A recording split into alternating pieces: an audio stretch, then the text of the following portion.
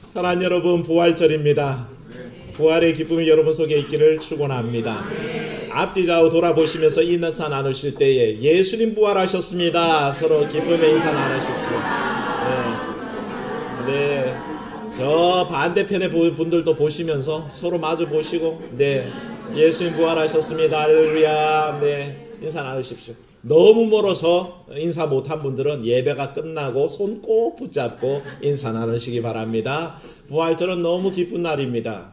우리 기독교에 축일이 있다 그러면 성탄절과 더불어 이 부활절입니다. 성탄절은 사실은 나중에 생겨났지만 부활절은 원래 기독교 역사가 출발하면서부터 부활을 우리가 지켜왔습니다. 그러니 가장 큰 축일이라고 할 수 있습니다. 특별히 부활은 우리의 중요한 신앙 고백입니다. 우리 신앙 고백의 핵심이 뭡니까? 따라합시다. 예수께서 날 위해 죽으셨다. 예수께서 날 위해 사셨다. 이 두 가지입니다. 주께서 나를 위해서 십자가에 못 박혀 죽으셨다는 고백과 그분이 살아나셔서 잠자는 자들의 첫 열매가 되셔서 나를 영생 가운데로 인도하셨다. 이것이 우리가 믿는 핵심입니다. 이게 없다면 우리의 믿음은 아무 소용이 없습니다. 그래서 바울은 사실 오늘 말씀 12절 이하에 이어지는 말씀인데 너무 길어서 제가 읽지 않았었지만 이렇게 말을 하고 있습니다. 13절 이하인데 한번 보십시오. 같이 한번 읽어봅니다. 만일 죽은 자의 부활이 없으면 그리스도도 다시 살아나지 못하셨으리라. 그리스도께서 만일 다시 살아나지 못하셨으면 우리가 전파하는 것도 헛것이요 또 너희 믿음도 헛것이며 또 우리가 하나님의 거짓 증언으로 발견되리니 우리가 하나님이 그리스도를 다시 살리셨다고 증언하였습니다. 만일 죽은 자가 다시 살아나는 일이 없으면 하나님이 그리스도를 다시 살리지 아니하셨으리라. 만일 죽은 자가 다시 살아나는 일이 없으면 그리스도도 다시 살아나신 일이 없었을 터이요. 그리스도께서 다시 살아나신 일이 없으면 너희의 믿음도 헛되고 너희가 여전히 죄 가운데 있을 것이요. 또한 그리스도 안에서 잠자는 자도 망하였으리니 만일 그리스도 안에서 우리가 바라는 것이 다만 이 세상의 삶뿐이면 모든 사람 가운데 우리가 더욱 불쌍한 자이리라. 그러나 이제 그리스도께서 죽은 자 가운데서 다시 살아나사 잠자는 자들의 첫 열매가 되셨도다. 아멘. 믿으십니까? 이게 믿음의 핵심입니다. 부활이 없으면 우리 신앙이 헛것입니다. 그리고 바울은 얘기하를 만일 부활을 통한 우리의 영생이 없으면 이 땅에서 그리스도의 부활을 믿고 영생을 바라보고 사는 이 삶이 가장 불쌍한 삶이라고 그랬습니다. 뭐가 없으면요? 부활이 없으면. 근데 부활은 있습니까? 없습니까? 있습니다. 믿는 여러분 되시기를 축원합니다. 그러나 많은 사람들이 우리의 믿음과 달리 이 부활을 의심했었습니다. 그것은 기독교 역사 초기부터 시작된 일입니다.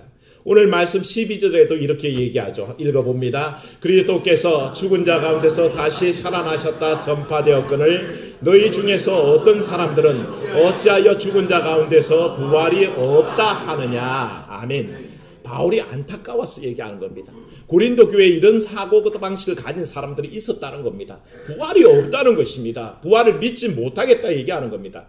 근데 고린도 교회 때만 그랬냐? 그렇지 않습니다. 복음서를 보면 예수님 부활하신 그 당시에도 믿지 않는 사람들이 있었습니다. 마태복음 28장 17절인데 한번 읽습니다. 예수를 배우고 경배하나 아직도 의심하는 사람들이 있더라. 아멘. 이게 마태복음 28장에 기록된 말씀입니다. 예수님께서 부활하셔서 사람들 앞에 나타나셨는데도 그때도 부활하신 주님을 눈앞에 두고도 믿지 않는 사람들이 있고 의심하는 사람들이 있었다라고 얘기합니다. 왜 그렇습니까? 인간의 한계 때문에 그렇습니다. 자기 경험 속에 자기 지식 속에서만 생각하기 때문에 그렇습니다. 사람은 자고로 한번 죽으면 끝이지 뭘 살아나느냐 하는 자기 경험과 자기 지식의 한계에서 하나님을 가둬버립니다. 사랑하는 여러분, 하나님이 우리와 인간과 똑같습니까? 여러분, 하나님이 우리와 똑같다 생각하십니까? 절대 그렇지 않습니다. 하나님께서 죽은 생명을 살리실 권능이 없다면 그 창조하신 생명을 창조하신 하나님이시겠습니까? 그러니 사랑하는 여러분, 착각하지 마십시오. 하나님의 권능은 죽은 자도 살릴 줄로 믿습니다. 그건 우리를 고백하는 것입니다. 많은 사람들이 온갖 이유를 갖다 대면서 주의 부활을 믿지 않았습니다. 저 이런 사람이 있었습니다. 기절설인데요. 정말 졸도할 일입니다. 뭐냐 하면 어떤 사람들은 예수님이 잠시 기절했다가 다시 깨어났지 부활이 아니라고 주장합니다. 천만의 말씀입니다. 성경을 안 보셨습니까? 예수께서 창으로 옆구리를 찔리시고 물과 피를 다 쏟으셨습니다. 그게 어떻게 기절입니까? 수많은 군병들이 확인했고 빌라도가 확인했습니다. 백부장을 통해 확인했는데 죽으신 것을 확인했습니다. 그런데 어떻게 기절했다고 얘기합니까? 또 어떤 사람들은 얘기하기를 제자들이 집단 환각에 걸렸다고 주장합니다. 어처구니 없죠. 그 많은 사람들이 다 환각에 걸렸다는 것입니다. 12제자들이 보고 예수님을 집단적으로 환각에 걸려서 부활하신 예수님을 봤다는 겁니다. 오늘 말씀에도 몇 명 앞에 한꺼번에 나타나셨습니까? 500명 앞에 한꺼번에 나타나셨습니다. 한꺼번에 500명 있는 중에 예수님이 나타나셨는데 사람들은 집단 환각이라고 얘기하죠. 어떤 사람들은 얘기하기를 예수님의 시체를 제자들이 감추었다 하는 그 말도 있습니다. 사실은 이 말은 예수님 당시에 그 대제사장들이 퍼뜨린 낭설입니다. 예수님의 부활을 부인하고 싶어서 퍼뜨린 거짓 소문이란 것이죠. 이 일들을 한번 보십시오. 뭡니까? 예수님의 부활을 믿지 않으려고 온갖 인간적인 이유를 만들어서 갖다 댄 것이 바로 이런 일들입니다. 19세기 이후에 등장한 비평적 주석가들을 얘기합니다. 이 부활신앙은 기독교 초기 신앙에서 만들어진 것이라는 겁니다. 뭐냐 하면 있었던 역사가 아니라 믿어진 역사라는 말을 쓰면서 있었던 사실이 아니라 믿어졌다라고 그렇게 거짓 주장을 하는 겁니다.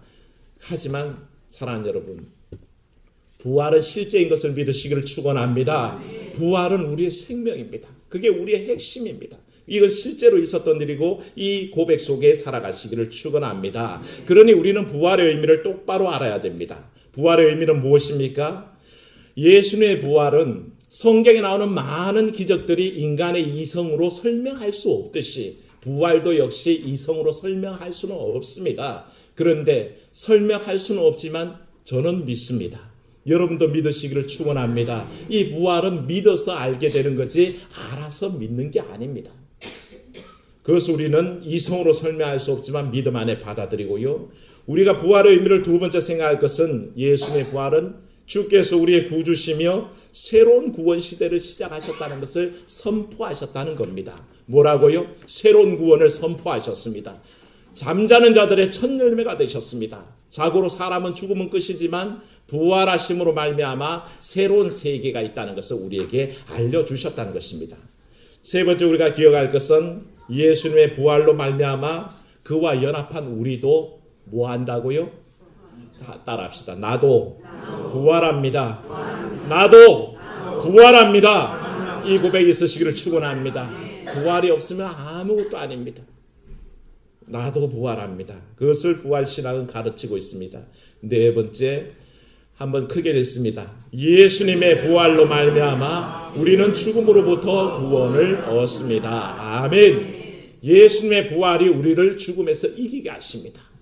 어떤 인생도 죽음을 비껴갈 수 없고 이겨낼 수 없지만 오직 주를 믿는 자는 죽음의 문제를 이겨냅니다. 나를 믿는 자는 죽어도 살겠고 무릇 살아서 나를 믿는 자는 영원히 죽지 아니하리라 약속하셨습니다. 그 약속을 믿는 자마다 영생에 거할 줄로 믿습니다. 기독교 초기 역사부터 이렇게 수많은 사람들이 의심했었지만 부활은 실제입니다. 이 부활을 거절해서 산 사람들의 그 형벌을 지금까지 확인할 수는 없지만 한 가지 분명한 것은 있습니다. 그런 모든 사람들이 소망 없이 살다가 소망 없이 허무하게 죽었다는 것입니다.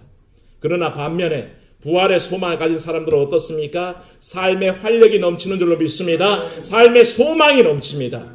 죽음이 끝이 아니라는 것을 알고 있기에 기쁨과 평안이 넘친다는 것을 고백하시기를 축원합니다. 사도행전 3장에 보면 베드로와 요한이 부활하신 주님이 주신 권능을 가지고 있었어요. 그 권능을 가지고 제9시 기도 시간에 성전 미문 앞을 지나가는데 한 날 때부터 안전뱅이인 사람이 뭔가 얻을 것이 있을까 싶어서 베드로와 요한을 주목합니다. 그 주목하는 보는 것을 베드로가 얘기합니다. 내게 은과 금은 없거니와 내게 있는 것으로 내게 주노니 곧 나사렛 예수의 이름으로 일어나 걸어라. 그랬을 때 이 사람이 벌떡 일어나서 걷게 됩니다. 그 손을 잡아 일으킬 때 능력이 나타났던 겁니다. 근데 이 일을 가지고 그 당시 제사장들과 예수님을 적대했던 사람들이 꼴불견이었습니다. 왜 부활을 전하느냐고 힐책합니다. 왜 부활 신앙을 자꾸 전파하냐고 백성들에게 허무맹랑한 것을 주장하냐고 그렇게 따지고 듭니다. 그때 베드로가 담대하게 이렇게 고백합니다. 사도행전 4장 10절 말씀인데 읽습니다. 너희가 십자가에 못 박고 하나님이 죽은 자 가운데서 살리신 나사렛 예수 그리스도의 이름으로 이 사람이 건강하게 되어 너희 앞에 섰느니라. 아멘. 할렐루야. 부활의 능력을 믿는 사람들에게는 바로 이런 권능이 일어날 줄로 믿습니다. 부활의 생명을 의지하기 때문에 그 사람의 삶에 기적이 일어나게 되어 있습니다. 부활이 없다고 믿는 사람들은 그저 허무하게 죽어가지만 부활이 있다고 믿는 사람들에게는 바로 이와 같은 권능들이 날마다 일어난다는 것입니다. 바울은 오늘 말씀 1절에서 이것이 바로 믿음의 사람들이 받은 것이라 그랬고, 뭐한 것이라고요? 받은 것이고 또한 그 위에 서 있다고 그랬습니다.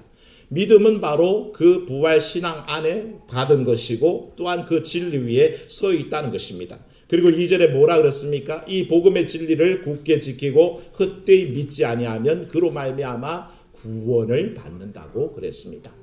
내가 이 부활의 진리 안에 서 있기만 하면, 그 안에 바로 서 있으면, 그 받은 것을 지켜내면 뭘 받는다고요? 구원받는 것을 믿으시기를 축원합니다. 구원을 받습니다. 구원이 있다는 것입니다. 이 받은 것이 뭐냐? 3절에 정확하게 기록하죠. 3절을 읽습니다.